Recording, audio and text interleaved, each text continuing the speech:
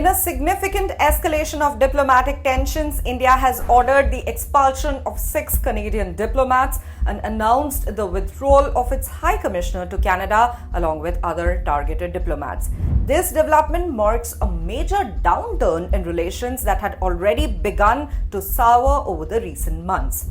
The row began in September last year when Canadian Prime Minister Justin Trudeau alleged that agents of the Indian government may have been involved in the murder of Hardeep Singh Nijjar, a Canadian citizen on Canadian soil. Nijjar, a vocal advocate for Sikhs' rights, was shot dead in British Columbia, prompting Trudeau's serious allegations. The fallout from these claims have intensified diplomatic frictions between the two nations, which have historically maintained strong ties.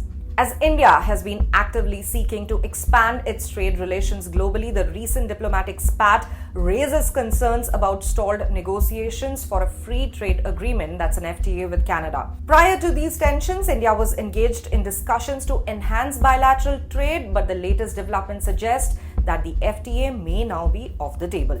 How does the souring relations between India and Canada impact trade? Let's find out. The impact of these diplomatic strains is being closely monitored by the investors, particularly Canadian pension funds and financial services firms that have significant investments in India.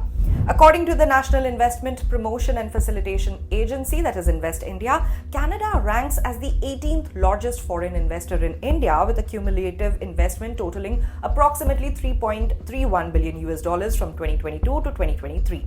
Canadian investments make up for about 0.5% of India's total foreign direct investment, predominantly focused on services and infrastructure, which account for 41% of these inflows. In contrast, major Indian corporations like Tata Consultancy Services, Aditya Birla Group, Wipro and Infosys have established a strong presence in Canada.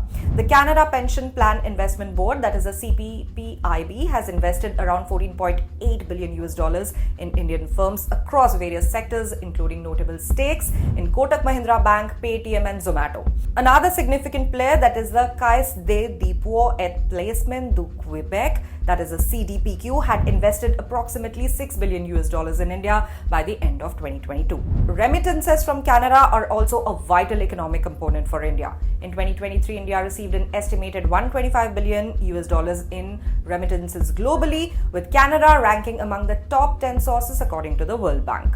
The Indian diaspora in Canada, consisting largely of professionals and skilled workers, regularly sends money to India, ensuring a stable flow of remittances that supports families and local economies. Furthermore, Indian students represent nearly 40% of all international students in Canada, with around 427,000 currently pursuing their education there. Recent data from the National Foundation for American Policy indicates a dramatic increase in the number of Indians immigrating to Canada, rising from 32,828 in 2013 to 139,715 in 2023, which is a 326% increase. Despite the escalating political frictions, a report by the Global Trade Research Initiative, that is the GTRI, indicates that the immediate impact on trade has been minimal. Bilateral merchandise trade between India and Canada saw a slight increase from $8.3 billion in fiscal year 2023 to $8.4 billion in fiscal year 2024. India's imports from Canada rose to $4.6 billion while exports dipped slightly at $3.8 billion. The GTRI report suggests that although diplomatic tensions are damaging, they do not necessarily herald disaster for economic ties, although prolonged conflict could result in serious economic consequences.